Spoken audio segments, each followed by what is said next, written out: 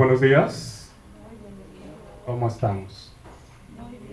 Yo quiero invitarles a que vayamos, por favor, en el Salmo 66. Y para iniciar nuestro tiempo especial en esta mañana, dándole al Señor gloria por esta hermosa oportunidad de poder estar en un lugar como este.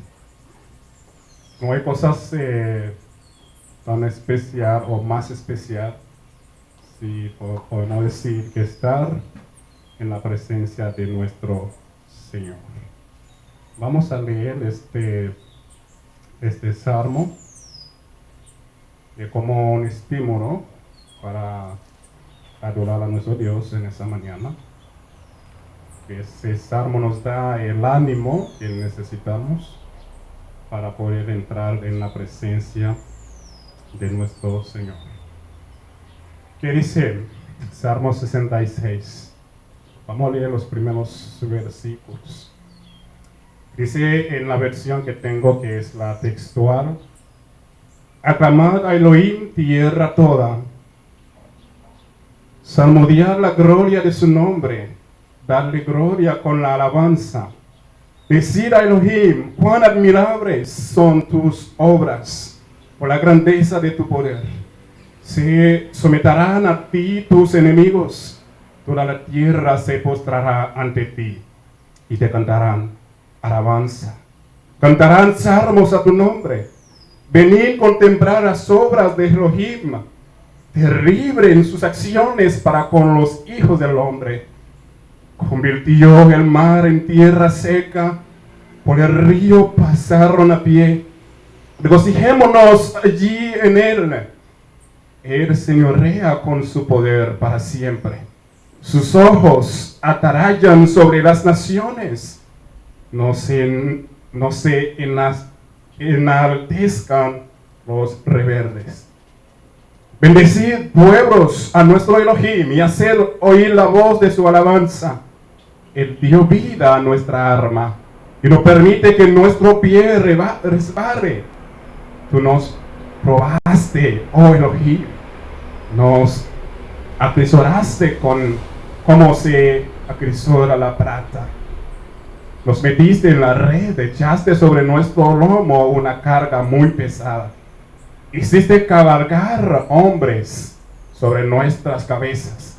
Pasamos por el fuego y por las aguas, pero luego nos sacaste a la abundancia. Entraré en tu casa con holocausto, te pagaré mis votos. Los que pronunciaron mis labios estaba angustiado. Te ofreceré holocaustos engordados con sahumerio de carneros. Sacrificaré bueyes y machos cabríos. Amén. Bueno, pues con ese hermoso salmo que acabamos de leer, podemos entrar en la presencia de nuestro Señor. En esta mañana quiero invitarle a que dispongamos nuestros corazones, como dice la misma palabra, que podemos venir ante Él con todo nuestro corazón, con el corazón dispuesto a adorar al Rey de Reyes, a adorar al Señor de Señores, porque eres digno de gloria, eres digno de suprema adoración y de suprema exaltación. Ahí donde está, levanta su corazón y adora a su Dios, porque eres digno, eres el merecedor de toda la gloria. ¿Quién es nuestro Dios? ¿Quién es como nuestro Dios? Nadie es comparable a Él. Y en esa mañana estamos en un lugar tan especial como este, donde el Señor nos ha invitado para estar con Él y disfrutar de su presencia. Adoramos a nuestro Dios, demos gloria y honra a nuestro Señor, porque Él es todopoderoso. Padre de los cielos, en el nombre de Jesús y en el poder de tu Santo Espíritu, que quiero darte gracias, Señor, quiero darte gloria y honra por darnos ese hermoso privilegio de estar en un lugar como este, mi Señor. Jehová Dios, te alabamos, Te bendecimos, Dios de los cielos, porque tú eres digno de gloria, eres digno de honra y digno de suprema adoración. Permítenos, Señor, encontrarnos contigo. Permítenos alabarte con todo nuestro corazón, con toda nuestra alma. Permítenos encontrarnos, Señor, en ese espacio, en ese lugar, con tu presencia, oh Dios de los cielos. Te alabamos, mi Señor, te bendecimos porque tú eres digno. Tú eres, Señor, invencible y eres todopoderoso. Aquí estamos, Señor, en tu presencia, en este lugar. Que tu iglesia, tu pueblo, Señor, se congrega en torno a ti, Señor, para ofrecerte gloria y honra, para ofrecerte adoración, para ofrecerte exaltación, Señor. Danos un corazón, Dios, dispuesto para adorar al Rey de Reyes. Permítanos, Señor, un espíritu contrito y humillado ante la presencia del gran Dios soy, ante la presencia del Todopoderoso. Padre, aquí está en su pueblo, Señor.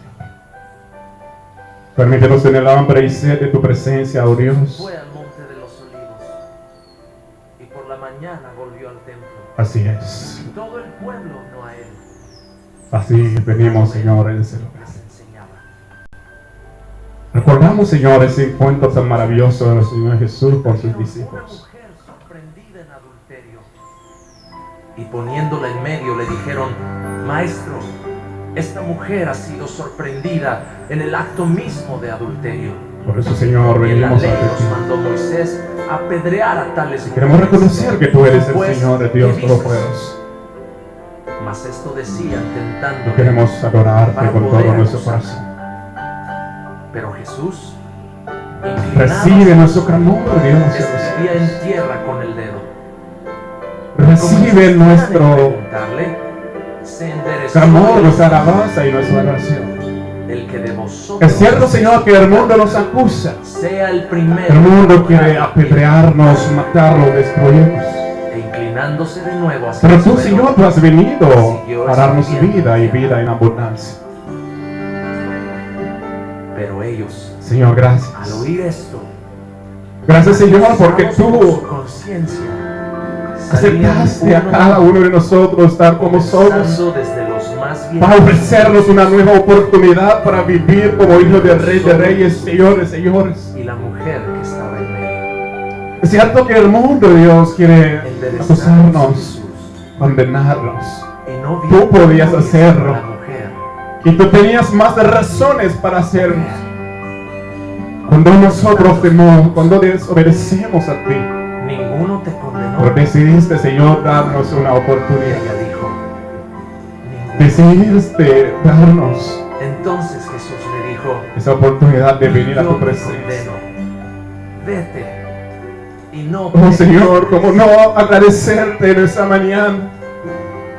Como no decirte, Padre, gracias.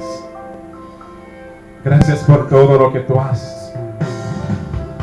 Yo te alabaré porque bueno eres tú. Gracias, Y Dios. tu misericordia es sin fin. Y por siempre yo te celebraré. Te adoraré, Señor, Yo por lo que eres. proclamaré, Te no hay proclamaré. más esclavitud. Así es, Redimiste mi vida con tu amor. Y por siempre yo te agradeceré. Los que anduvieron perdidos encontraron tu verdad. Los sedientos y hambrientos clamaron ante ti. Con tu palabra los sanaste, nos mostraste tu bondad. De la angustia los libraste. Señor, así es. Cuán grande es tu amor. Fue tan grande. Por eso podía cubrir multitudes de faltas mías. Y de cada uno, Señor, los que está presente aquí. Porque bueno eres tú, y tu misericordia es sin fin. Y por siempre yo te celebraré. Te alabaré, Yo Señor. proclamaré, no hay más esclavitud, redimiste mi vida con tu amor, y por siempre yo te agradeceré. Los que anduvieron perdidos encontraron tu verdad, los sedientos y hambrientos clamaron ante ti. Señor, quiero clamar. Tu palabra los sanaste, Quiero darte toda la gloria y honra. mostraste tu bondad. Te va a agradecer. De la angustia los Que me decirte, Señor, con todo mi corazón. cuán grande es tu amor. Incomparable. Increíble. Tu incondicional amor. Sí, Señor, queremos reconocer. Queremos reconocer, Señor, que tú eres digno de gloria y honra. Queremos reconocer que nadie es como tú, mi Rey. Queremos reconocer que tú eres todopoderoso. Te queremos darte gloria y honor. Queremos, Señor, reconocerte a ti como el único Dios. Glorifícate, Señor, en cada uno de nuestros corazones. Aconteció que acercándose Jesús a Jericó, Alabado sea tu nombre, mi estaba Señor. sentado junto al camino, mendigando. Muchas gracias, Padre, por todo lo que haces, lo que Y al harás y oír a gracias la siempre en esta multitud mañana. que pasaba, preguntó qué era aquello. Gracias, Señor, porque tú eres todopoderoso, Padre. Ayúdanos, Señor, a encontrarnos en tu presencia. Permítenos adorarte, Señor, con todo nuestro corazón. Permítenos, Señor, darte honor, darte gloria. Aquí estamos, Señor, en tu presencia. Dios, yo me rindo ante ti para reconocerte como mi Señor y mi Salvador. Tú eres digno, Señor, de honor. Tú eres digno de toda la gloria. Tú eres digno, Señor, de toda exaltación. Gracias, Padre, por permitirnos, Señor, reunirnos en tu presencia y poderte adorar. Levanta su corazón ahí donde está y alaba. Y alaba a ese Dios maravilloso. Habla con ese Dios todopoderoso que te ha invitado en este lugar para encontrar con Él. Levanta su corazón y bendice a su Señor porque eres digno, digno de gloria, digno de honra y digno de toda exaltación. Padre, te alabo, Señor, te doy muchas gracias por todo lo que haces, lo que harás y seguirás haciendo, Señor, cada día en nuestras vidas, cada día en nuestros corazones. Ayúdanos, Señor, a adorarte de verdad con todo nuestro corazón. Oh, Señor, ¿cómo no? ¿Cómo no, Señor? Yo te honro. Les invito a que adoremos al Dios Todopoderoso, a que levantemos nuestra voz en honor a Él, porque eres digno de suprema adoración, de suprema exaltación. La luna entristeció, Sí, Señor. el sol se apagó, cayó el Salvador del mundo. Gracias, Señor. Su cuerpo en la cruz, Su cuerpo en la cruz, su sangre derramó por ti, por mí. el peso del pecado sobre él. Sí, Señor. Gracias. Recordamos, Señor, ese día cuando tú estabas allí en ese lugar solo. Suspiró y el cielo lo ignoró. Sí, sí. El Hijo yace en tinieblas. La guerra él ganó. Así es, la guerra Él ganó en la cruz. La muerte derrotó nuestro Señor.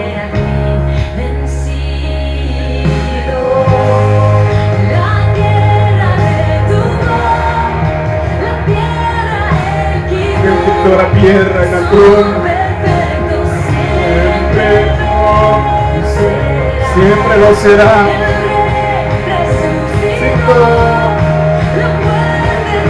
Venció, derrotó,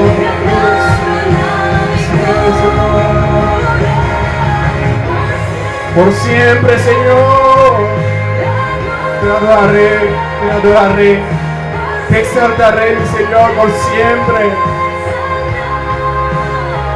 Oh sí, Señor, por siempre, Dios, te doy la gloria y honra, mi Señor. Oh Señor, gracias. Oh sí, Dios de los cielos. La tierra de tu voz, la piedra que en mí, Señor, que tú en la tumba. Por eso estamos aquí en esa mañana, porque resucitó. Así es, Señor. La muerte derrotó. Por siempre, Señor. Por siempre. Gloria es.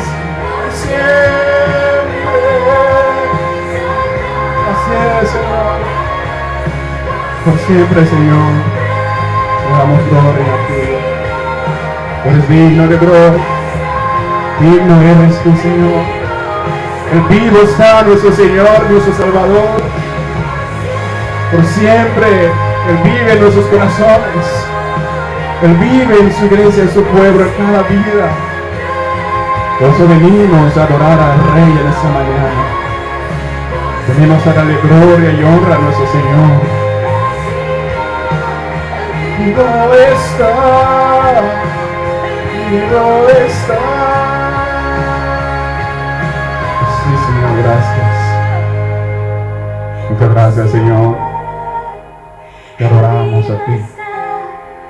Te adoramos a ti, Señor. Tu amor perfecto es. Por eso te adoramos a ti, Señor. Por eso te bendecimos a ti, mi Rey. Te bendecimos a ti, mi Señor. Porque eres digno, Señor, y por siempre. Alabado sea tu santo nombre, Señor. Cantamos a ti, oh Dios de los cielos. Cantamos a tu santo y bendito nombre, Padre. Qué bueno, Señor, poder estar en tu presencia. Qué bueno poderte adorar, poderte exaltar, poderte darte gloria y honra por todo lo que has hecho. Lo que harás, seguirás haciendo, Señor, cada día más en nuestras vidas y en nuestros corazones. Permítenos, Señor, acercarnos a ti más y más. Y cada día, Señor, podemos honrarte, Señor, podemos darte muchas gracias por todo lo que tú has hecho y todo lo que seguirás haciendo, Señor, en todos nuestros corazones, en nuestras vidas, Señor, como sus hijos. Te queremos bendecir, Padre, por tu bondad, tu misericordia, Señor. Glorifícate, oh Dios de los cielos, en la vida de cada uno, Señor, de sus hijos. Que seamos, Señor, realmente agradecidos de tu bondad, de tu poder, de todo lo que tú has hecho, Señor, en nosotros, para que podamos adorarte con todo nuestro corazón. Adorarte de verdad, Dios, por todo lo que tú has hecho, lo que seguirás haciendo, Señor, en todos nosotros. Gracias, papá, por este tiempo, Señor. Y queremos, Señor, bendecirte a ti porque tú eres increíble. Tú eres incomparable, Señor. Gracias. Su amor me alcanzó. Levanta su corazón. En la En la cruz. por mí murió. Por mí murió Jesús. Él llevó. Señor, gracias.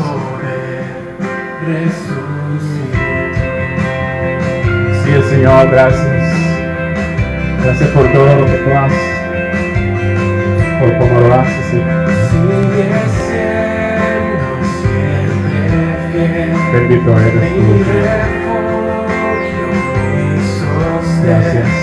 Jesucristo es la verdad que Oh, Señor, al nombre de Jesús.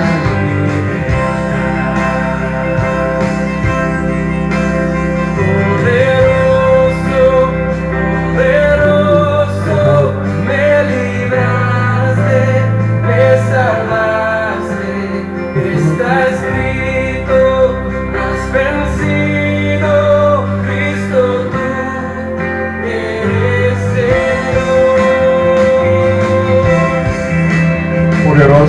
tú, Señor Dios. Por eso te Sin bendecimos. principio, sin final, esperanza sin igual. El perdido encontró.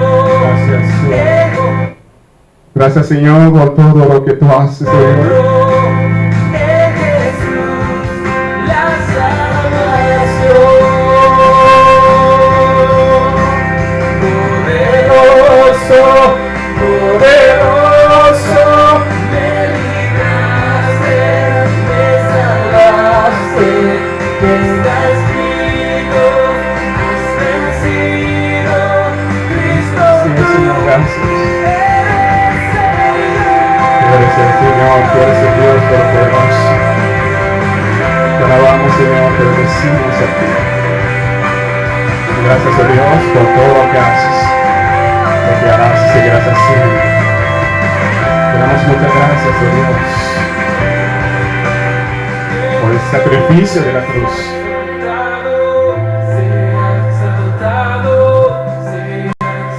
sea exaltado, que tu gloria sea exaltado,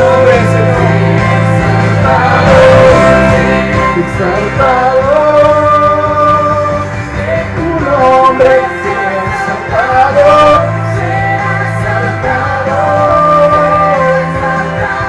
Que tu nombre, Señor,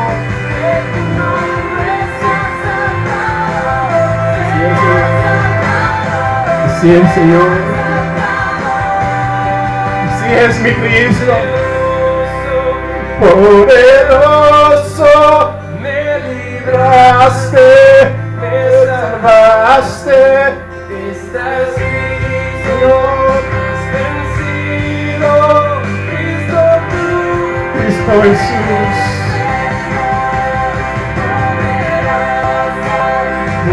poderoso, libraste, me salvaste, yes, Señor, Cristo tú. Cristo Jesús, eres Señor, tú eres digno, mi Señor, tú eres digno de gloria y honra, tú eres digno de honor, de exaltación, Padre, en el nombre de Jesús, en el poder de tu Santo Espíritu. Gracias, mi Señor, gracias. Gracias, Señor, te alabamos a ti, Señor. Demos a Dios gloria y honra. Demos a Dios honor porque eres digno de suprema adoración, de suprema exaltación. Gracias, Padre, por permitirnos estar en este lugar y poder decirte, Señor, que tu nombre sea exaltado. Gloria a ti, mi Dios, porque tú eres digno de suprema adoración y de suprema exaltación. Ahí te pido, Señor, que esa mañana sea un momento particular y especial de poder oír tu dulce voz, tu palabra a nuestros corazones. Te alabamos, mi Señor, te bendecimos en el nombre de Jesús. Amén. Y amén. Vayamos, por favor, a buscar las escrituras en Apocalipsis 2, de 12 a 17. Yo vengo un ratito a hacer una pequeña diligencia.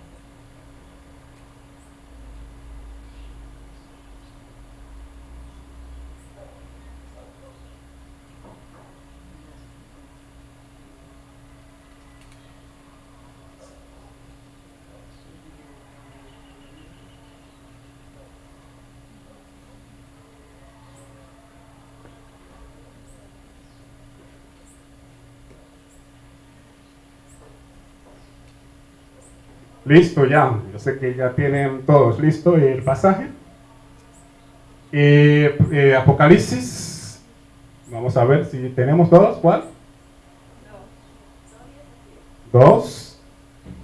¿Cuál versículo? 12 a 17. Pero escuchaste 17, pero por lo menos ya un parte. 12, el versículo 12 al versículo 17. Es nuestro pasaje para el día de hoy. Vamos a leer todos lo que dice la palabra de Dios.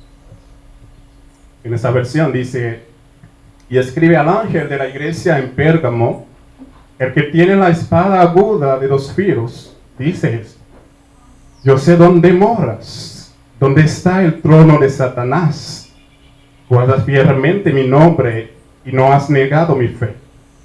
Aun en los días de Antipas, mi testigo, mi siervo fiel, que fue muerto entre vosotros donde mora Satanás. Pero tengo unas pocas cosas contra ti, porque tienes allí a los que mantienen la doctrina de Balaam, que enseñaba a Balac a poner tropiezo ante los hijos de Israel, a comer cosas sacrificadas a los ídolos y a cometer actos de inmoralidad. Así tú también tienes algunos de la misma manera mantienen la doctrina de los nicolaitas. Por tanto, arrepiéntete, si no, vendré a ti pronto y pelearé contra ellos con la espada de mi boca. El que tiene oído, oiga lo que el Espíritu dice a las iglesias. Al vencedor le daré del maná escondido y le daré una piedrecita blanca, y grabado en la piedrecita un nombre nuevo, el cual nadie conoce, sino aquel que lo recibe. La palabra del Señor. Continuamos con el mensaje a las 7 iglesias de Asia Menor. Y como nosotros sabemos, ya hasta este día o hasta ahora hemos considerado el mensaje a la iglesia en Éfeso, en el capítulo 2 de los primeros 7 versículos, y hemos considerado también el mensaje a la iglesia en Esmirna, del versículo 8 hasta el versículo 11. Y hemos visto entonces con respecto a cada uno de esos mensajes, con relación, por ejemplo, a la iglesia de Éfeso, vimos que era una iglesia trabajadora, una iglesia incansable, celosa de la doctrina y de la moral, una iglesia que sufría bien por la causa del nombre de Jesús, pero había algo, que la iglesia había dejado su amor el primero. Y hemos visto también la iglesia con relación al mensaje a la iglesia en Esmirna. Vimos que era una iglesia fiel. O sea, Cristo a Cristo en medio de momentos difíciles, de dolor, de tribulación, de angustia, de sufrimiento, así como su fiel pastor Policarpo, que fue quemado por negar, entonces, adorar al emperador. Él fue negado con una palabra tan fuerte, porque aquel que le amenazó con el fuego, dice que te voy a quemar. Él dice, bueno, eso es increíble, usted me está amenazando con un fuego que enciende en un pocos minutos, en un ratito se acaban, pero tú no llegas a entender o a conocer que hay un fuego que es mucho, que es peor que ese fuego que te puede quemar eternamente. Por eso que se enfureció y lo mató más rápidamente posible. Y hemos visto también la necesidad de vivir el arrepentimiento y la conversión como nuestro estilo de vida. Y eso es fundamental, porque muchas veces uno puede decir, ¿por qué tengo que arrepentir? Pero uno va a entender cuando en la iglesia hay un miembro que entonces que no vive en conformidad a lo que Dios quiere, todo el cuerpo tiene que sentirlo el mismo dolor. O cuando hay un miembro que ha fallado o que ha pasado por una circunstancia, como tal, la iglesia, todos los demás, el cuerpo, ahí está lo que entendemos como el cuerpo. Si un dedito ya recibe un golpe y todo el cuerpo siente el dolor. Eso es lo que puede pasar en nosotros con el dolor que causa el pecado. Y cuando la iglesia está disciplinada, cuando hay una disciplina, puede ser un hermano y toda la iglesia debe estar en disciplina porque es el cuerpo. Tiene que aprender a través de ese ejemplo para seguir creciendo espiritualmente, porque la disciplina de ese hermano o esa hermana que tiene que ser el estímulo para llevarnos a vivir en pureza. Y algo que es increíble, cuando la iglesia por sí misma no aplica la disciplina bíblica, Dios mismo lo aplica. Eso es más terrible que tú puedes imaginar. Dice cosas, dices en Hebreos, horrenda cosa es caer en la mano de ese Dios todopoderoso. Y entonces cuando nosotros los que somos parte de la iglesia no aplicamos la disciplina bíblica, Dios mismo encarga de hacerlo. Y lo vamos a ver un poquito hoy en ese estudio. Entonces, en esta oportunidad estaremos considerando el mensaje de Cristo a través del apóstol Juan a la iglesia en Pérgamo. Una vez más podemos ver cómo Cristo tiene un alto interés entonces por su iglesia, por su pueblo.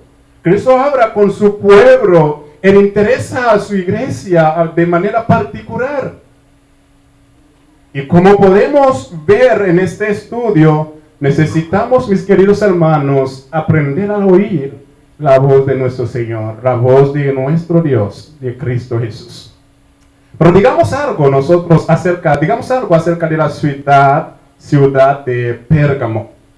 Pérgamo era la capital de la provincia romana de Asia, por lo tanto tenía una gran importancia desde el punto de vista administrativo, porque como la capital, ahí está entonces todos los representantes, como aquí en esa nación, a pesar que tenemos ciertas cosas aquí, pero siempre uno va a entender que hay una gran diferencia entre la capital que las demás provincias, porque allí está todos los edificios administrativos, mayormente, lo más grande, porque hay cosas que si usted necesita, a pesar puede haber una cierta representante, pero a veces hay que ir hasta Santo Domingo, porque ahí está la capital, ahí está todo, digamos que los grandes, el presidente, el palacio, todos los grandes edificios que representan al país deben estar ahí.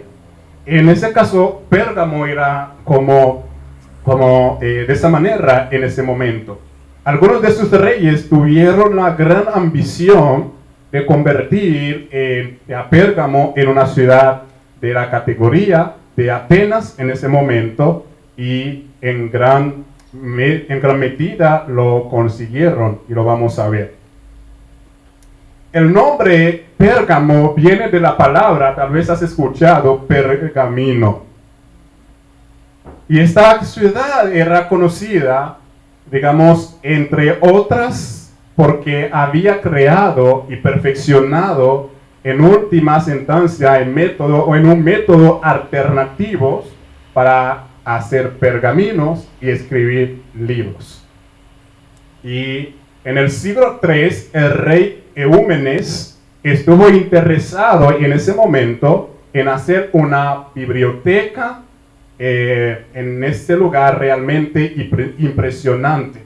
En aquel entonces había una biblioteca que era la biblioteca de Alejandría, que era más famosa en ese momento, y la ambición del rey en aquel entonces es llegar a tener una biblioteca igual en ese momento. Y como uno de los materiales que usaban también en aquel entonces era papiros, eran un poquito más antiguos que el pergamino, y en ese momento por eso esa ambición del rey, el otro rey que en aquel entonces, bueno, ahí hubo un pequeño como conflicto porque de interés, porque el otro rey dice, bueno, quiere hacer una biblioteca igual que la mía, bueno, ahora, bueno, la cosa va a empezar a ponerle fea. Por eso que el rey en aquel entonces no decidió mandar el material que había, el papiros, a este lugar para poder entonces seguir escribiendo libros. Y fue justamente en ese momento que ellos empezaron a inventar de las pieles de los animales para hacer aquel material que es pergamino para escribir libros. Entonces, quien tenía, bueno, como decía, en ese momento. Por lo que los eruditos de Pérgamos inventaron ese material hecho de piedra de animales. Esto permitió a esa ciudad en un momento tener una biblioteca de más de 200,000 rollos o volúmenes, o sea que de libros escritos, que en ese momento esa biblioteca viene a ser la segunda más importante en todo el mundo de aquel entonces, después de de Alejandría, que yo acabo de mencionar, hasta que llegó un momento que Marco Antonio conquistó entonces la ciudad y llevó todos esos libros y se lo regaló a su amante Cleopatra. Y ahí se acabó entonces todo eso. Pero también entendemos que Pérgamo es una ciudad que está ubicada al noroeste de Esmirna. Y como nosotros hemos hablado, que él estaba a unos 80 kilómetros de la iglesia de Esmirna y una de 110 kilómetros de la iglesia de Éfeso que hemos mencionado la última vez. O sea que no estaban tan lejos una y otra de esas 7 iglesias, y también a unos 30 kilómetros del mar Egeo, que está actualmente en la actual Turquía, porque esa región ahora es lo que conocemos como Turquía. También es una ciudad que fue construida sobre una montaña a unos 1000 pies de altura, lo que la convertía en una ciudad muy segura y prácticamente impenetrable para aquellos que querían conquistarla. Pero todo eso, ¿de qué nos sirve eso? Aunque no tenía la importancia comercial que tenía también Esmirna y Éfeso, como centro cultural, la sobrepasa por la biblioteca que tenía, a causa, como decía, de su biblioteca, de un anfiteatro para 10,000 personas, y su escuela de medicina. Ahí vemos dónde viene el signo del que usted está usando hasta ese momento en la medicina actual, donde ve un bastón que con las culebras. Eso viene ahí según la historia a través de eso. Y era según lo que tiene que ver, era un pueblo politeísta, tenían muchos dioses. Por eso más adelante el mismo texto dice que ahí estaba el trono de Satanás, ahí en este lugar, porque tenían dioses y una pluralista de concepto de cómo ellos estaban viendo las cosas. Era en el centro de mucha adoración y sacrificio de a muchos dioses. Allí estaba el templo de Zeus y también Atenea, Dionisio y Esculapio, que se conocen como dios de la medicina y cuya imagen, como decía, es una serpiente. Entonces, en todo eso. En la parte más alta, la imagen del emperador, a quien deben adorar, porque era el problema en ese momento era que el emperador se autoproclama Dios, y el conflicto de los cristianos con él es que ellos no querían adorarlo como Dios, y al no querer hacerlo, y había una sola opción. Y al no querer adorar al emperador, la opción era la muerte. Con respecto a esa iglesia, no sabemos a ciencia cierta, específicamente la fundación, pero hay una idea de que, según lo que hemos visto en Hechos 16, que ustedes han estudiado este libro, yo sé que tienen algunas informaciones importantes, y también en Hechos 19 habla acerca de esa iglesia, que puede ser en uno de los viajes del apóstol Pablo, del tercer viaje que tenía que a través de esa ciudad, esa provincia o esa ciudad de Efesios. Entonces ahí entramos a lo que venimos o entramos al tema de hoy. Comenzamos a descubrir que la palabra dice, escribe al ángel de la iglesia que está en Pérgamo, y nosotros debemos tener muy claro lo que está diciendo. Escribe al ángel de la iglesia en Pérgamo. Esto dice el que tiene la espada aguda de 2 filos.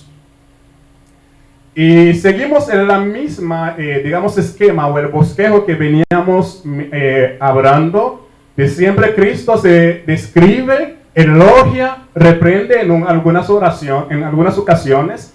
En las 7 cartas, Cristo es 5, esas iglesias, que eso tiene que reprenderlo. Hay solamente 2, como Esmirna, y lo vamos a ver más adelante. La otra que Cristo no reprende por cosas que estaban pasando en estas iglesias. Vemos entonces también exhortación, vemos advertencia, vemos la promesa, vemos también un llamado al arrepentimiento. Bueno, usted puede decir, ¿por qué habla tanto de arrepentimiento? No sé, yo tampoco sé, pero si la escritura nos lleva a hablarlo, pues hay que hablarlo. Y es porque Dios sabe que hay una necesidad, porque hace rato que estamos hablando del arrepentimiento, y el domingo pasado el tema era específicamente sobre el arrepentimiento, y hoy otra vez usted va a encontrar eso en la palabra de Dios. Por una razón que Dios está hablando a ustedes acerca de este tema, y quiere que usted toma mucho en serio ese tema. Entonces ahí comienza, dice, el que tiene la espada aguda de 2 filos, dice esto. Esta frase aparece en Apocalipsis 1:16 para describir a Cristo en la visión inicial de Juan. Y muchos de los estudiosos entienden que la referencia a espada de 2 filos tiene una conexión con la referencia a la palabra de Dios en Hebreos 4:12, que es muy conocido, ¿no?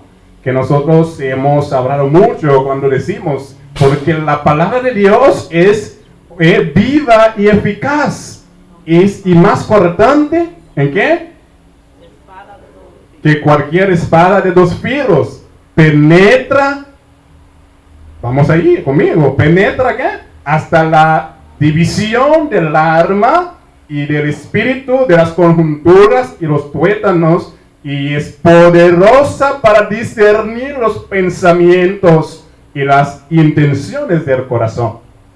Pero a veces que no logramos entender que lo fuerte que es esa palabra, que a veces usamos muy a menudo, que la palabra de Dios es una espada doble filo. Estamos de acuerdo con esa conexión, pero creo que debe resaltarse que es la palabra de Dios en su faceta de juicio, lo que está usando cuando ahí le está hablando ahí. Creemos esto por el uso que hace de esa misma frase en Apocalipsis 19, versículo 15 y 21. Y en el contexto de Cristo descendiendo del cielo para destruir a sus enemigos, mira cómo dice: de su boca sale una espada afilada para herir con ella a las naciones, y las regirá con vara de hierro, y él pisa el lagar del vino del furor de la ira de Dios Todopoderoso.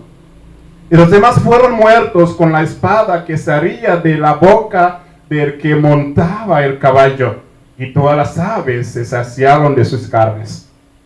Entonces, la pregunta es, ¿qué nos dice esta imagen sobre Jesús? O sea, que Jesús es presentado aquí como el juez.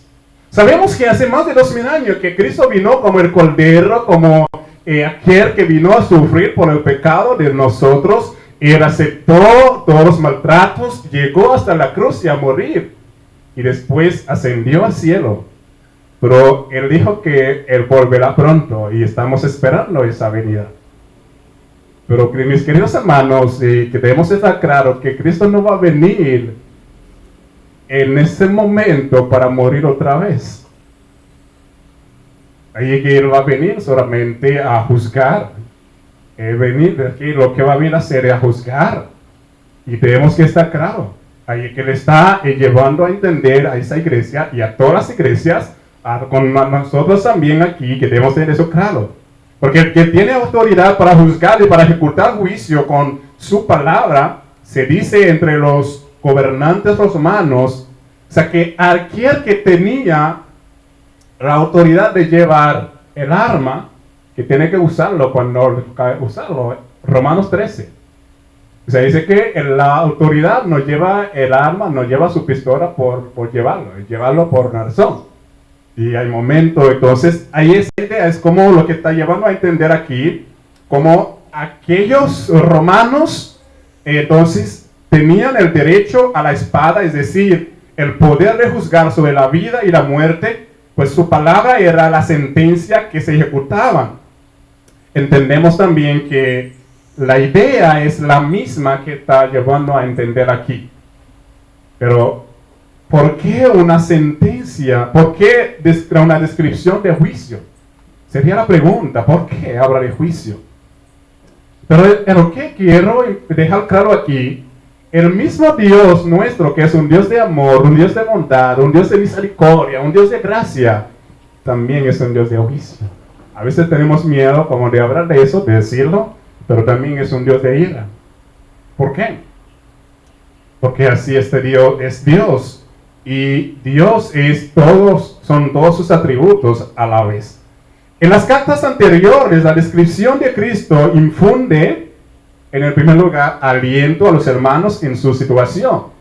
Porque él estaba hablando con la iglesia en Esmirna, de que a pesar de todo lo que está pasando, que él estaba con ellos.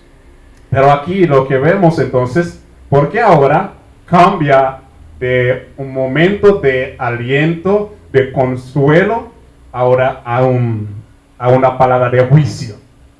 ¿Cuál sería entonces la respuesta a esa pregunta?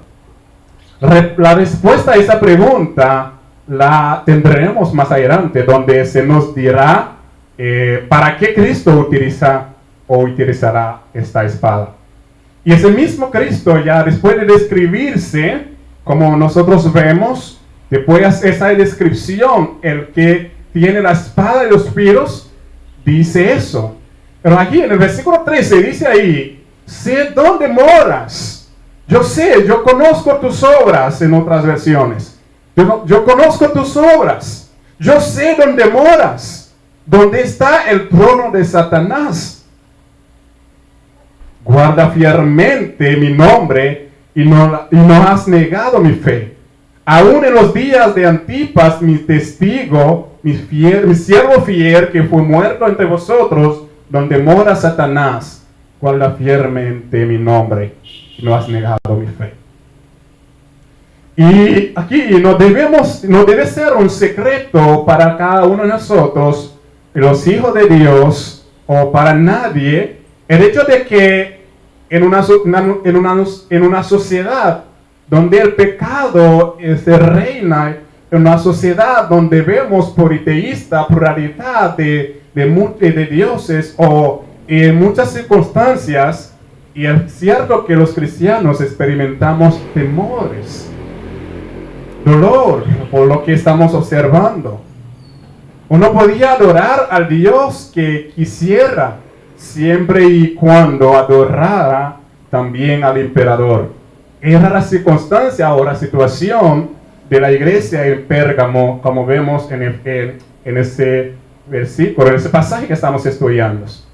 Pero los cristianos no solo se rehusaban, a adorar a Zeus, a Atena, a Dionisios, a Esculapios como Dios que se describen aquí como Dios de sanidad o de salud en ese momento, pero ellos aceptan vivir solamente para Dios, sino también al emperador que querían autoproclamarse como Dios. De hecho puso su nombre, César es Dios, es Señor. Y la palabra Señor en griego es kurios, que significa Señor y que es un título que se atribuye solamente a Dios. Y ese hombre por arrogancia, quería autoproclamarse como Dios. Y los que estamos viendo en muchos de hombres que a veces querían autoproclamarse como Dios, quieren hacer cosas para llamar atención. Los fieles entonces en Pérgamo se mantenían firmemente firmemente contra todas esas cosas, o sea que ha sido al nombre de Jesús como el único Señor y único Salvador. Dicho en otras palabras, Pablo en primera de Pedro 2:21 nos da un poquito más de luz. Y Pablo en otras palabras es como está diciendo, como esos creyentes que se pudo mantener esa fidelidad a la palabra de Dios a pesar de lo que sabían que pueden pasar con sus vidas, que iban a morir por la causa del Evangelio, como vemos el caso de Policarpos, y hoy vamos a ver el caso de Antipas también, que fue uno que en la iglesia de Pérgamo que murió por la causa del Evangelio, por su fidelidad a Cristo. Entonces, como Pablo mencionaba, estos hermanos estaban peleando la buena batalla, seguían corriendo la carrera, seguían guardando la fe, lo cual implica más que confesar su nombre. Incluye también vivir en armonía con las Escrituras y también estar dispuesto a pagar aún con sus propias vidas y a caminar en las pisadas o en las huellas de Jesús. Y como resultado, los cristianos eran marginados, rechazados, muertos por el gobierno, por los judíos y por las demás religiones. Yo quiero traer a corazón aquí es un comentario. En el comentario de Matthew Henry dice en su comentario: las obras de los siervos de Dios son mejores conocidas cuando las circunstancias bajo las cuales son hechas adversas, o sea que son adversas. Traigo esto porque creo que aplica en la circunstancia o la situación de la iglesia en Pérgamo. El nombre de Jesús de esta iglesia brilla precisamente a causa de sus circunstancias. ¿Y cuáles eran sus circunstancias? Bueno, vemos rápidamente. Dice que yo sé dónde moras. O sea que estaba morando, estaba habitando donde estaba el trono de Satanás. Lo que estamos viendo en el versículo 13 de Apocalipsis 2, estamos estudiando y leyendo en este día. Nótese, mis queridos hermanos, que no se trata de simplemente de que Satanás estaba o que, ejercía influencia en aquel lugar. Se nos dice aquí en que su trono estaba allí. Además que allí estaba Satanás, pero estaba como incitaba todo lo que tenía espiritismo, todas aquellas cosas que hacía la inmoralidad para llevar a ese pueblo al pecado y a hacer cosas que al Señor no le agrada. Pero aquí hay tres cosas que podemos mirar rápidamente aquí que muestra que estaba ahí el trono de Satanás. Ahí estaba el altar de Zeus. Ahí se adoraba a Escorapio, el dios de la salud, y cuya insignia era una serpiente.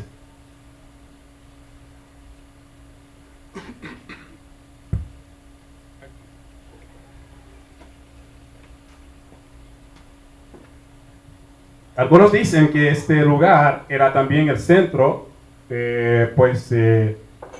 ocultista o de arte mágica, que la gente venía aquí entonces a buscar curación, a buscar muchas cosas como esto.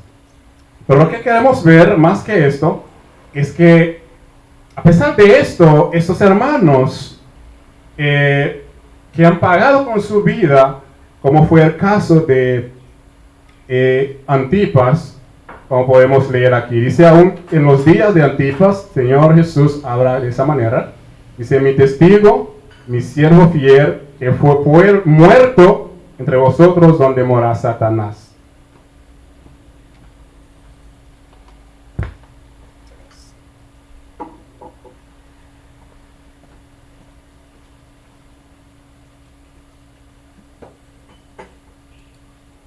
perdón.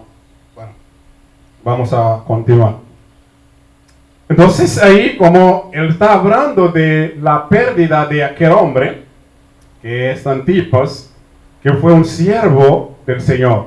De hecho, Jesús lo compara como el mismo título que él mismo dio cuando en Apocalipsis 1, cuando se presentaba como siervo fiel.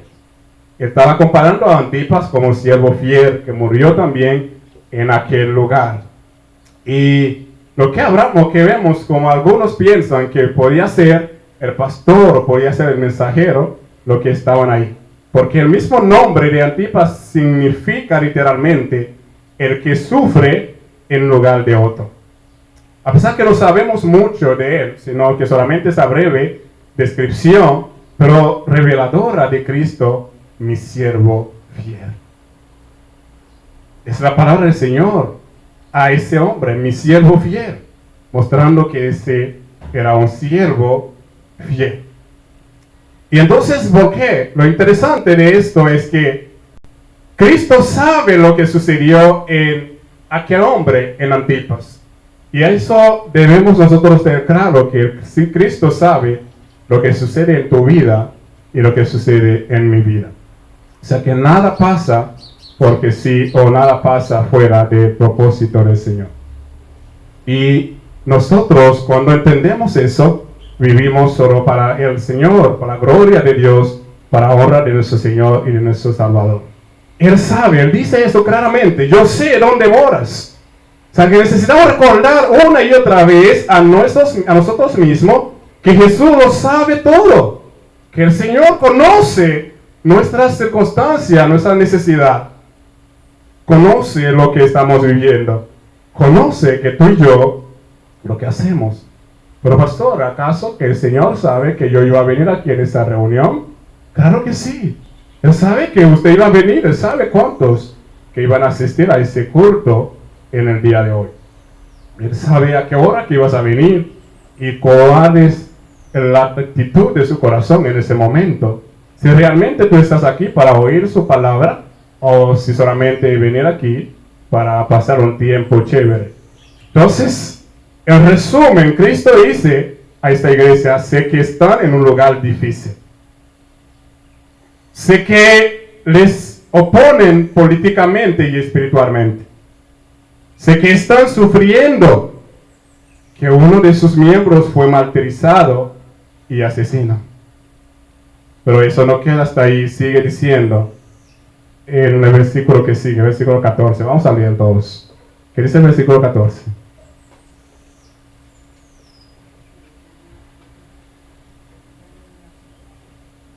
Vamos a leerlo. ¿Qué dice? Sí, vamos a ver, vamos a leer todos. Dice que sé, pero tengo unas pocas cosas contra ti. ¿Por qué?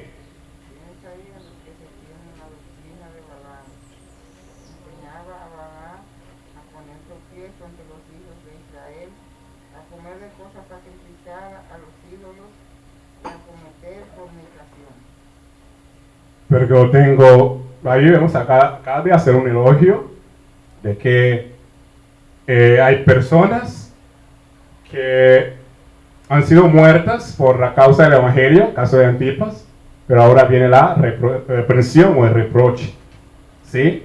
Porque yo tengo contra ti unas pocas cosas. Cristo elogia a esa iglesia porque en términos generales retiene su nombre, pero también le dice que dentro de esa iglesia hay personas que no estaban caminando fielmente a Él. O sea, pero en lo que está llamando ahí a entender, a pesar que no son todas las gentes, no son todas las personas que estaban, digamos, en pecado, que estaban entonces en esa doctrina, pero a pesar de eso, Cristo reprende a toda la iglesia. Eso nos da a entender cuando hay algo que no está funcionando bien en un hermano, eso va a caer sobre toda la iglesia. Y entonces ahora que va más adelante vamos a ver que pide que la iglesia tiene que arrepentirse, pero no es una persona solamente, sino toda la iglesia. Y eso es lo que debemos tener muy claro, lo que está diciendo ahí. también le dice que con respecto a lo que está haciendo, y que tiene que alegrar esas cosas. El hecho que muchos habían sido fieles a Jesús no significa que todos eran fieles, tan fieles. Y entonces, a pesar de rehusarse a adorar al emperador, de rehusarse a adorar a Dios, a los dioses falsos, muchos también cayeron en las garras de dos grupos que son mencionados allí de una manera negativa. El primer grupo es lo que hablan de ¿qué? Mantenían enseñanza de Balaam. La historia de Balaam se encuentra en Números 24. Entonces, donde que había un rey, Barak, él llamó a Balaam como profeta para maldecir al pueblo de Israel. Y llegó un momento que el mismo Balaam encontró que la tarea era parece muy complicado, muy difícil, y quería desistir. Pero el rey en ese momento busca manera para tropezar, para engañar o llevar a él o presentarlo como más bien, como dice el mismo texto, como que más adelante se pone el tropiezo ante los hijos de Israel. Él lo que hace en aquel momento es hacer traer unas mujeres de otra nación, una nación pagana, las moabitas. Esas mujeres, bueno, de apariencia eran muy bellas, muy lindas, y entonces, el pueblo estaba en ese momento en el desierto, y al traer esas mujeres, y bueno, como Moisés entró en edad en aquel entonces, lo que pasa es que ellos empiezan a ver esas mujeres, a meterse con ellas y a fornicar. Ahí. No solamente fornicarse físicamente, sino espiritualmente, porque empezar a ir tras dioses, entonces falsos. Porque la fornicación en la escritura puede tener dos connotaciones. Puede ser espiritual, puede ser física. O sea que dentro de las iglesias hay muchas personas que siguen fornicando de esas dos maneras, espiritualmente y físicamente. Y entonces lo que estamos viendo es el reproche de Cristo contra esa iglesia, que tenían un grupo de personas que están practicando la doctrina de Balaam. O sea, que están llevando al pueblo a pecar. ¿Cómo está diciendo? Es necesario gozar la vida. Y tenemos que gozarnos, porque ya tenemos la oportunidad, somos jóvenes, vamos a disfrutar la vida. O sea, ¿qué importa lo que la gente piensa de nosotros? Pero tenemos una vida que disfrutar.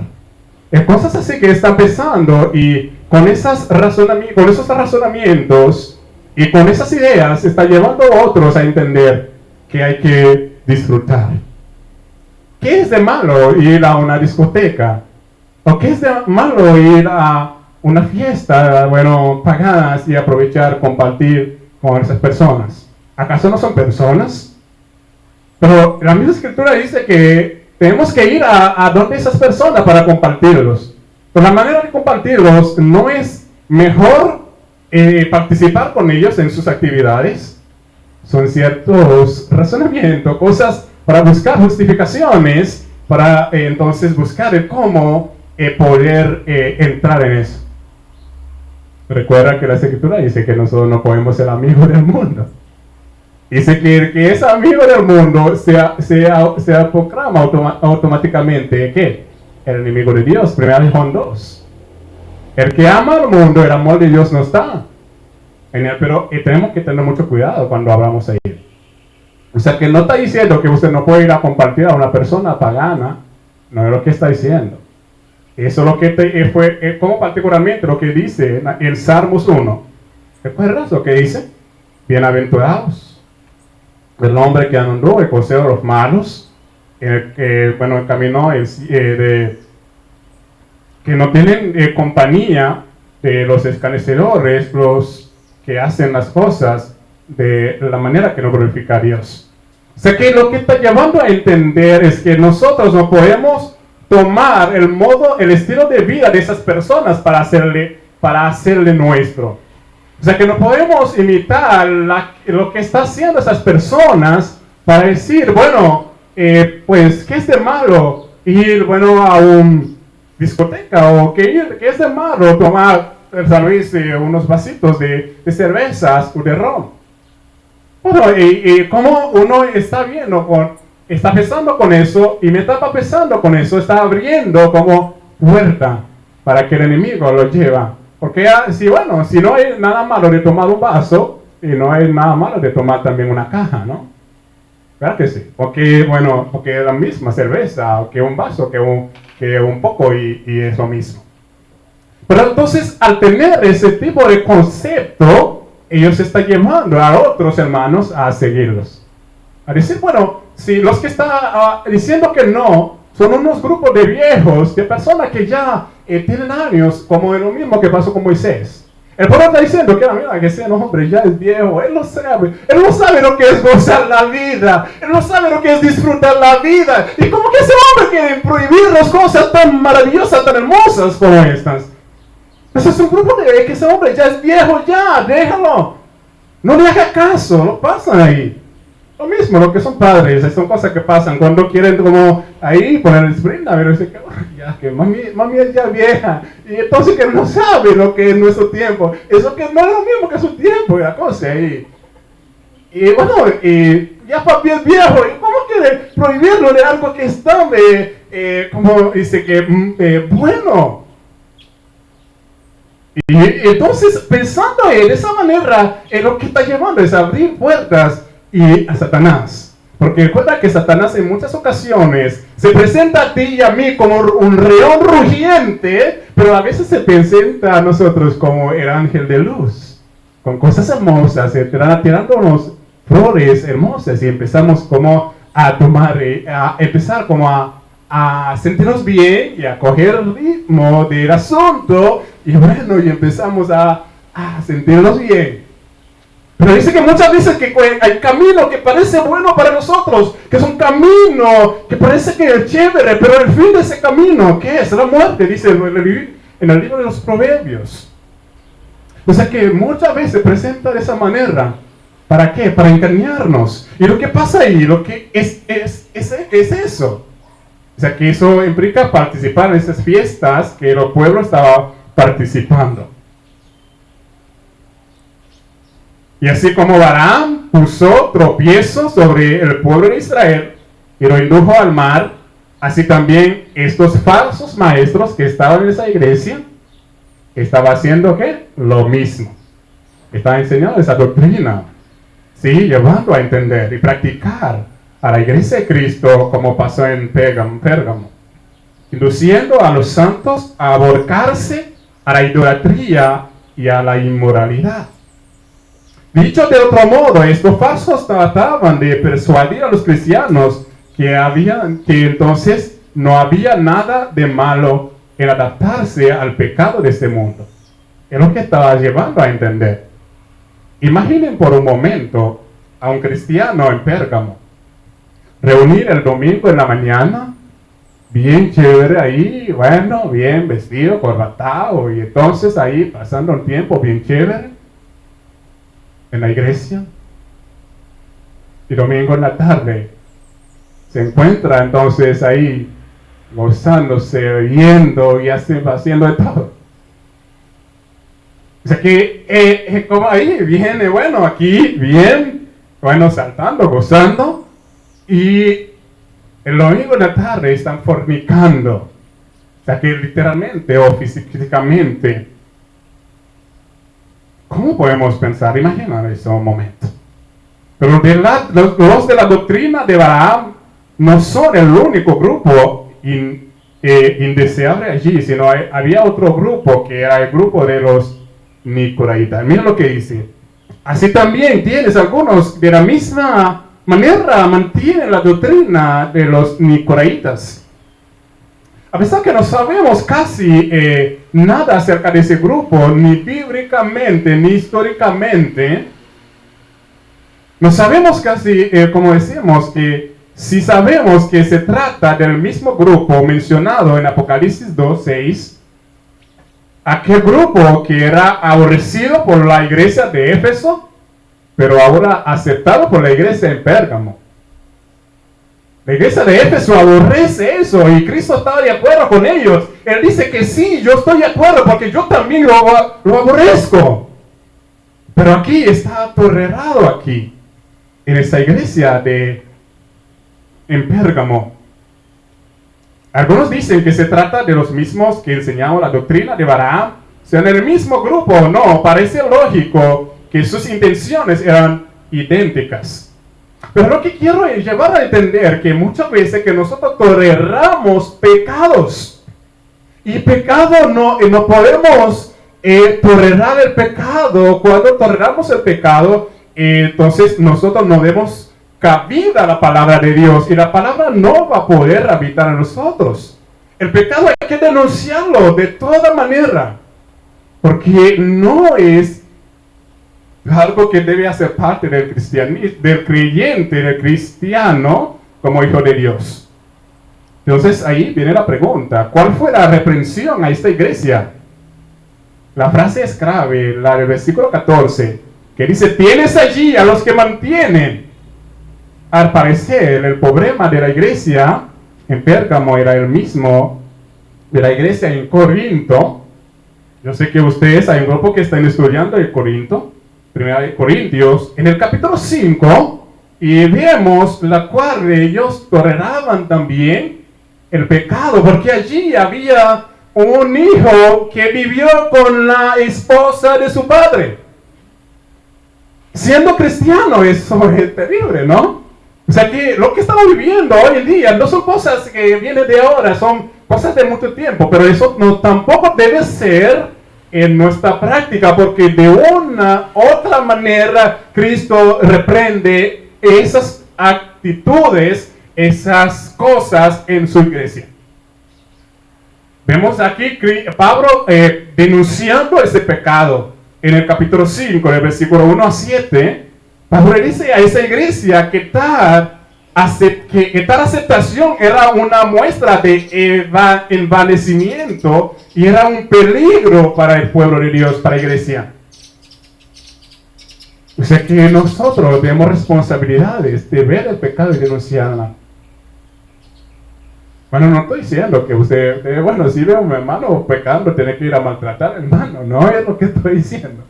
Entonces, hay que denunciarlo, y eso, por eso que ahí la importancia de la disciplina bíblica, que es un tema que estamos trabajando ahora en las reformas que estamos haciendo, que es un tema que nosotros ni pensamos en eso. Pero ahora que hay una necesidad de verlo, y lo estamos empezando con los que entonces ahí están digamos, desde la cabeza, hay cierta persona que está pasando por esa disciplina porque tiene una necesidad. Eso hay que llevarlo a nosotros a entender que si mi hermano está pasando por la disciplina bíblica, yo estoy en eso, porque eso parte en la iglesia. Porque si Cristo va a reprender la iglesia Senti en la República Dominicana, no va a ser solamente un grupito, sino toda la iglesia Senti aquí en la República Dominicana, y incluyendo todos nosotros que somos miembros y involucrados de esta iglesia. Es una señal. Y Dios nos da como a nosotros los pastores responsabilidad de hacer eso, pero si no lo hacemos, Cristo viene en persona a hacerlo. O sea, que queremos hacerlo, y créeme que cuando va a hacerlo va a ser bien fuerte. Y pues cuando el pastor, cuando la iglesia, no voy a decir el pastor, cuando la iglesia en sí no aplica la disciplina bíblica, el Señor mismo viene a hacerlo. Lo que está diciendo él mismo aquí. Él está diciendo, mira, que usted, iglesia en Pérgamo, tú estás tolerando el pecado. Esos hermanos, sabiendo que está enseñando la doctrina falsa, que están viviendo, fornicando, que están haciendo cosas desagradables a Dios, pero ustedes como hermanos toleran eso, o aceptan eso. Por eso yo mismo vendré, voy a pelear con mi palabra, y mi palabra va a ser esa espada para dividir, para cortar todos aquellos que no están de la manera que le agrada a nuestro Dios. O sea que nosotros no somos excepción. O sea que no, que vamos a decir, bueno, eso era para la iglesia de Pérgamo. ¿Qué tiene que ver eso con nosotros? Que no, eso a pesar que fue dirigida, la carta a la iglesia en Pérgamo en específico, pero es una enseñanza a toda la iglesia de Cristo en toda generación, en toda época, y es hoy para la iglesia Senti las Américas. ¿Entiende eso? El que tiene oído, oiga lo que dice el Espíritu a la iglesia. De forma similar, mis queridos hermanos, que podemos ver algunas cosas que ha mencionado en la iglesia de Pérgamo, que retenían el nombre de Jesús, otros retenían estas doctrinas destructoras. El problema es que la iglesia toleró todas esas cosas. Pero eso viene con una exhortación. Mira cómo la exhortación comienza. El versículo 15. ¿Cómo dice? Miramos ahí conmigo, por favor. Sé que después de esa reprensión, de llevar a entender que están siguiendo esa doctrina, aceptando esa doctrina, pero ahora, ¿qué pasa ahí? Entonces dice, igualmente, tienen también a los que sostienen la doctrina de Nicolaitas, pero ya hemos hablado de eso, y ahora que dice, por tanto, ¿tú sabes qué es esa palabra por tanto? O sea, que dice que en vista a todo lo que veníamos mencionando, de todo lo que hemos visto, que en la iglesia en Pérgamo, como aceptaba la doctrina de los de Balaam, de que era ese tipo, ese profeta malo, y es Balaam, ese rey malo que lleva al pueblo a fornicar, a hacer esas cosas, y ese grupo que estaban enseñando la falsa doctrina, dice, por tanto, arrepiéntete, pues, si no, iré yo, como está diciendo Jesús, a ti pronto y pelearé contra ellos con la espada de mi boca. O sea que si nosotros no aceptamos, disciplinamos bíblicamente, Cristo va a hacerlo. Que cuando no hacemos eso, entonces el juicio de Dios viene sobre la iglesia, sobre nosotros. Y le está diciendo que tú con la espada de su palabra, con su boca, su palabra, Él mismo viene en persona. Porque quiere que su iglesia sea una iglesia santa, una iglesia en conformidad a su imagen. Escucha eso. O sea que la combinación de las enseñanzas heréticas de los balaamitas y de la vida herética de los nicolaitas había producido en Pérgamo una mala condición espiritual en muchos, tan mala que el Señor no podía tolerarla más. El pueblo no podía aguantar más de eso, porque eso ya llegó a Él. Por eso Cristo ahí exhortó a la iglesia a arrepentirse de su actitud permisiva y tolerante, lo cual era una clara manifestación de envanecimiento e insensibilidad espiritual. El arrepentimiento no es otra cosa que un cambio de mente que conduce a un cambio de conducta. Y lo vemos el domingo pasado. Así que en ese contexto, el arrepentimiento implicaba sentarse, mirar hacia atrás y detenerse por un momento y decir, hey, estamos mal, y debemos pararnos, y debemos mirarnos y decir, pero, hey, sí estamos mal. O sea que no podemos seguir de esa manera, no podemos seguir así. Debemos dejar de hacer lo malo y comenzar a hacer lo bueno. Estamos equivocados, debemos estar conscientes de eso. Y de ahora en adelante, con la ayuda del Espíritu Santo, nos someteremos a la voluntad de Cristo. Y si Él no los tolera, nosotros tampoco deberíamos hacerlo. Y si no, mira como la advertencia, vemos rápidamente, mira, si no lo hacemos, mira lo que va a ir, ¿qué va a hacer?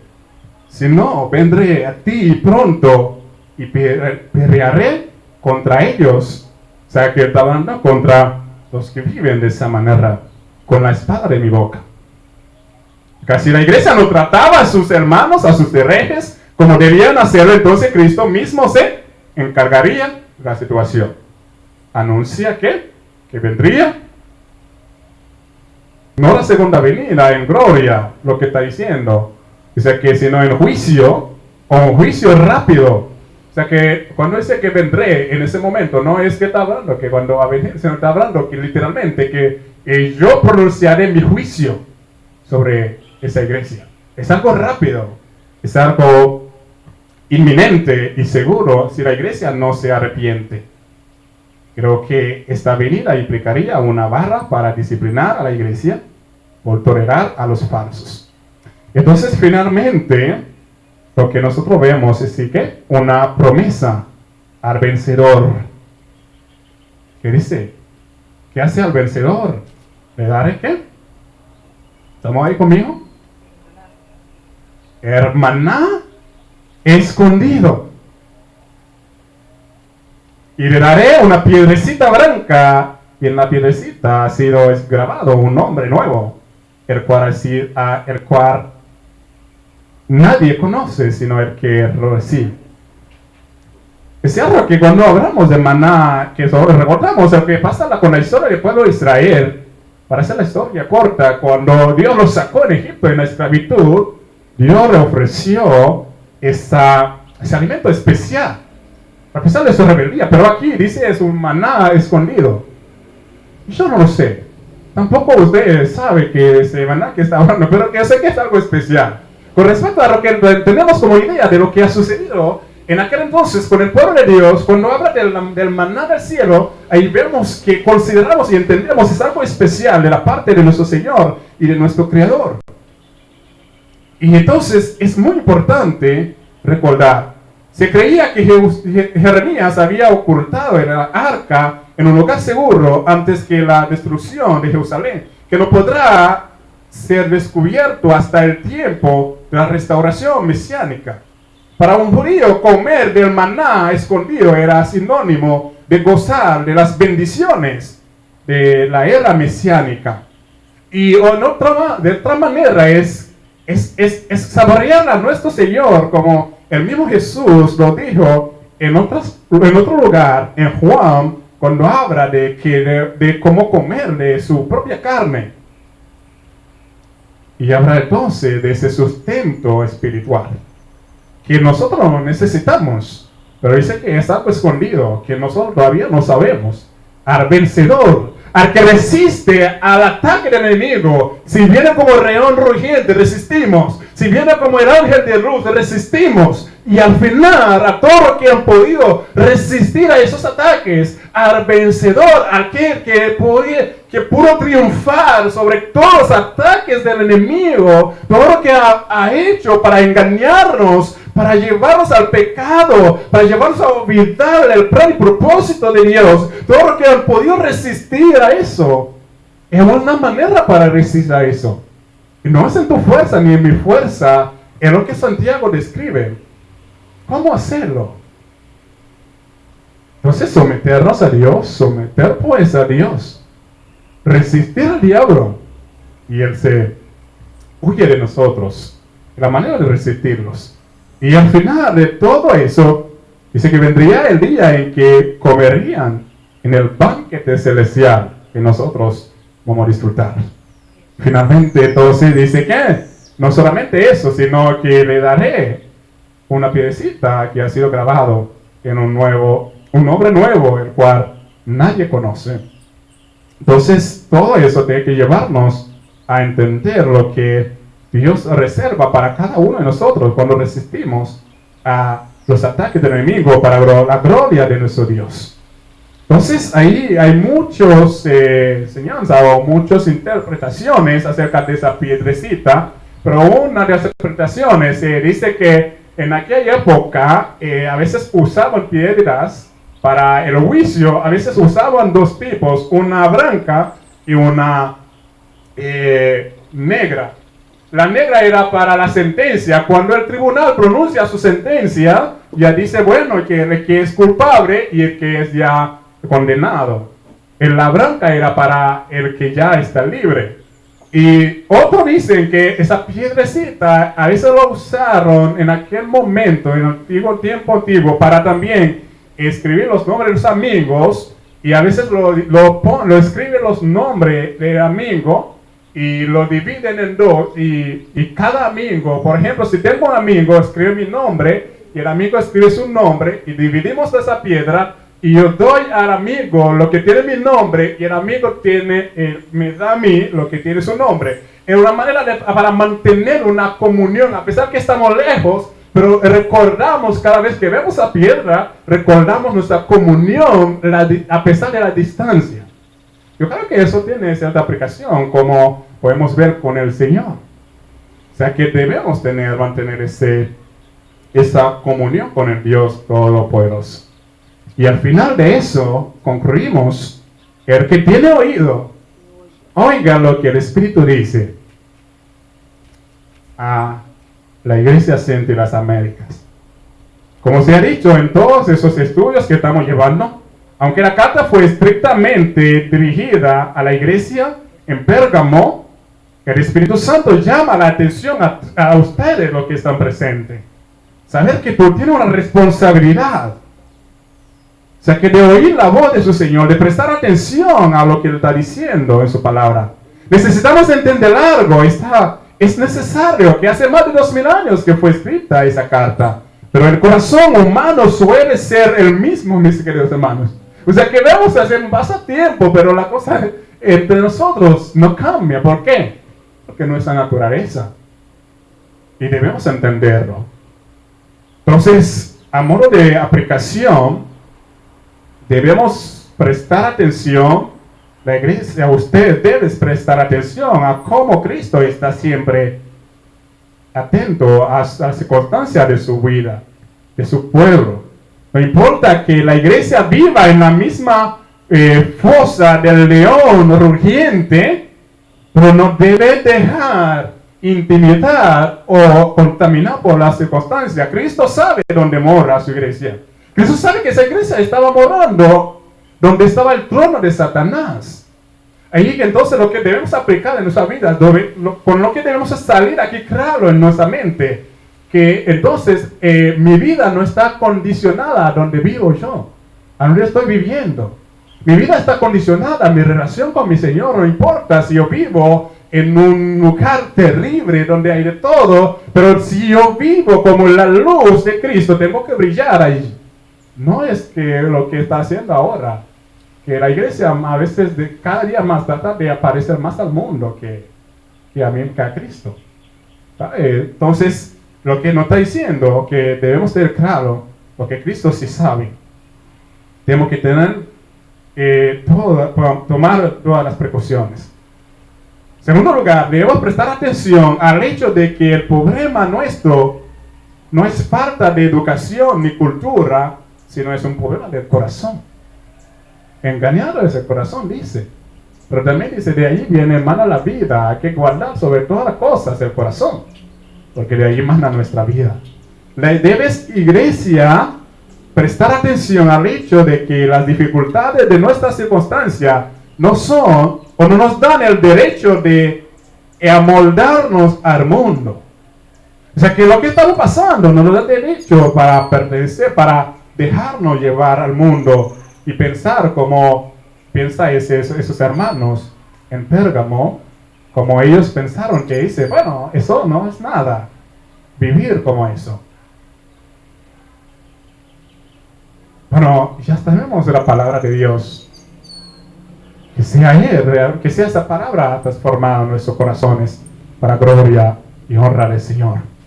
Pero a los que tal vez me estás escuchando, me estás oyendo, que no tiene a Cristo, esa misma espada afilada que destruirá a los hipócritas dentro de la iglesia será reservada también para ustedes cuando Cristo regrese por su segunda vez.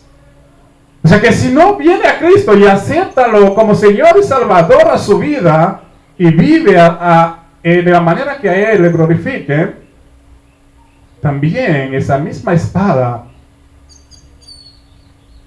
va contra usted. Por eso, amigo, busca refugio en Cristo y su preciosa sangre derramada en la cruz del Calvario para ti sea tu escudo en aquel día. Arrepiéntate, ven a Jesús y vivirás. Amén. Demos gracias al Señor por lo que Él ha hecho, por cómo Él nos ha permitido escuchar esa voz. Amante Dios, Padre de los cielos, en el nombre de Jesús, y quiero darte gloria y honra por esa hermosa oportunidad de haber escuchado su voz, Señor. Permítanos arrepentirnos de corazón y podemos, Señor, vivir en conformidad a lo que su palabra nos enseña. A no tolerar el pecado, Señor, hay que denunciarla. A Dios, humillarnos ante ti y hacer las cosas en conformidad a lo que tú nos enseñas. Aquí está su iglesia, bendice, Señor, su pueblo, llévala. Lleva, Señor, cada persona a disfrutar de su amor, bondad y misericordia, a entender que tú eres un Dios bueno, justo y poderoso, Señor. Ayúdanos, Señor, como iglesia a aplicar la disciplina bíblica, porque de lo contrario, tu palabra nos dice que vendrás tú y aplicarla en su iglesia.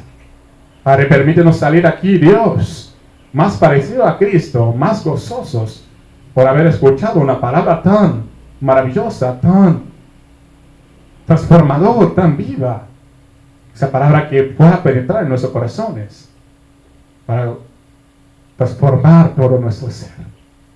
Padre, te doy muchas gracias, oh Dios. Te pido, Señor, por cada persona, por cada diezmador, por cada, Señor, ofrendador, por cada papá Dios, familia representada en este lugar.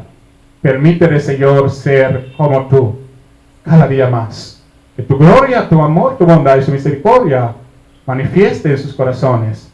Para gloria y honra tuya, mi Señor. Te lo pido todo en el nombre de Jesús. Amén. Amén. Que Dios les bendiga a todos, mis queridos hermanos. Que la bendición de Dios esté con ustedes, no solamente por este día, sino para siempre y siempre. Amén.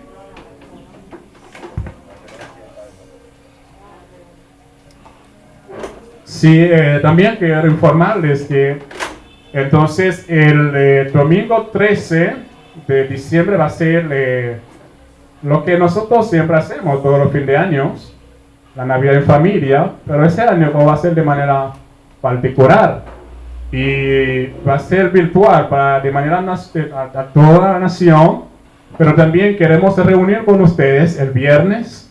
Pues digamos a las 7:30 para ver qué se pueden hacer de manera local aquí, o sea que nosotros podemos hacer para reunir con ustedes y hablar con ustedes a ver cómo nosotros podemos tener un buen fin de año como familia, como iglesia local.